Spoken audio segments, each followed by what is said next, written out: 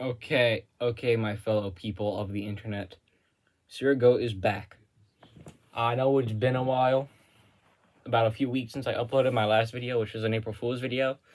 I'm sorry, I've been busy recently. I was working a lot more, got more hours at work, as I said. I was playing guitar a bit, reading a lot more. I know I read, shocking. It's Sirigo. I was just busy a lot last week, so I didn't really have time to make a video. But I'm back. I just got out of the shower. That's why my hair's wet. Today, we are finally going to review the Minecraft movie. I low-key fucked with the movie. I thought it was a good movie. That might be a hot take. I genuinely liked the movie. I just got out of the shower. That's why my hair's wet. I'm sorry, that's distracting. I low-key fucked with the movie. I kind of liked it. I thought it was funny. I thought Steve was actually a good character. Jack Black actually did a good job playing Steve. I'm shocked about we got the fucking Dragon Warrior playing Steve. We then have Jason Momoa's character, who is just funny as hell to watch at times. The Buck Chuckets, and then, of course, the Chicken Jockey. Like, if I were to... I don't really know how to give you a rundown analysis of the movie, pure story-wise, because it was all over the place in terms of story. But the way they went about having the characters to get into the Minecraft world was actually made sense in my opinion. Because, like, I don't know how to explain it. I mean, it does and doesn't make sense. It's convenient for the plot, yes, but there's not really a lore explanation for the things being there, which is kind of weird in my opinion. But I'll give it a pass. You know, the plot needs to plot. It's a Minecraft movie. It doesn't really need to have a good plot. But aside from that little gripe with the movie, overall I thought it was a good movie, but there were some inconsistencies with the game. I have probably over 1,000 Minecraft hours in terms of my whole life playing Minecraft. I'm not the biggest fan of the game. I'll play it, like, I'll have a phase here and there of, like, grinding it for a few weeks, getting bored of it, go back to it some other time. But other than that, I don't really play the game. But as someone who has played a lot of Minecraft throughout their life, I thought this was actually pretty good, showing what you can do with the blocks. There should have been more building. It's called Minecraft for a reason. But there should have been more building in the movie. That's another one of my complaints. But other than that, I feel like this is actually kind of a solid movie. But a breakdown of the movie would be Steve gets captured, and for some reason the leader, Piglin, trusted him to get the stuff back, even though she knows that he probably wouldn't do it. It's weird to explain. But then Jason Momoa's character finds it in a garage, tries selling it. Henry finds it. Henry's the main character of the movie, who had recently moved there to Idaho, I think it was. Not entirely sure. But if I were to go on, they meet I don't remember her name. I think her name was Donna, maybe? I'm struggling with the names. I saw this movie like a week ago. So I'm struggling with some of the details. But I remember most of it. They meet Steve, he saves them. Henry is actually really smart and is able to save them a bunch of times. And then Technoblade. Oh my god, Techno. I'm so glad they put that little reference in for him. He's not a king, he's a legend. Oh my god. Technoblade never dies. No, it's such a sweet homage. Such a good homage to Technoblade.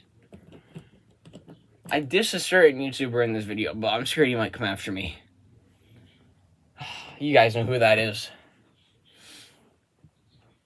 Leave it up to the imagination. It's not Critical Drinker, though. Critical Drinker has my undying respect. And Moist Critical, he also has my undying respect. Oh, and Demigod. Those three have my undying respect, and I will never diss them in a video. Then they go to the Woodland Mansion, then we have the Chicken Jockey. Henry gets an Ender Pearl. Looks like Jason dies. He doesn't. Comes back at the end. Saves Henry. It's a kids movie. They're not going to kill off any characters. But that's the brief rundown of the movie. They save the overworld. I'm glad they put Pigstep in the movie. That was a good reference. I like Pigstep. It's the best Minecraft music disc. Pigstep, you're my goat. You're my goat, Pigstep. You're my goat, Pigstep. In case you're wondering why my camera angle is all weird, it's in my room. My room's a pigsty. If I were to show you my room, you'd make fun of me. But, that's why the camera is like this. I have That right there. I got my mangas up here. If this video gets 1 like, I'll show off my manga collection, because it's actually pretty good so far. But I'll show you a bit of it. I know these aren't mangas, these are comics, but we got Invincible Book 1, if you remember my Invincible review. Invincible Book 2.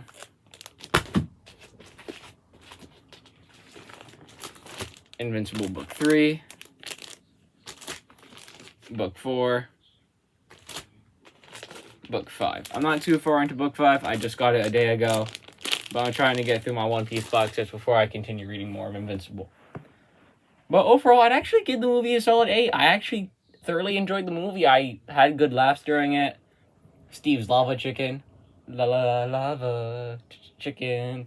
Steve's lava chicken. It's tasty as hell. I don't remember the full jingle, but I remember my theater was laughing. But that's about all I want to say for the movie, but it's time to address the chicken jockey. You people do not need to bring guns to the Minecraft movie. This can be a whole video in and of itself. It probably will be. But you do not need to bring live guns to the Minecraft movie. What is wrong with you people? People can die from that.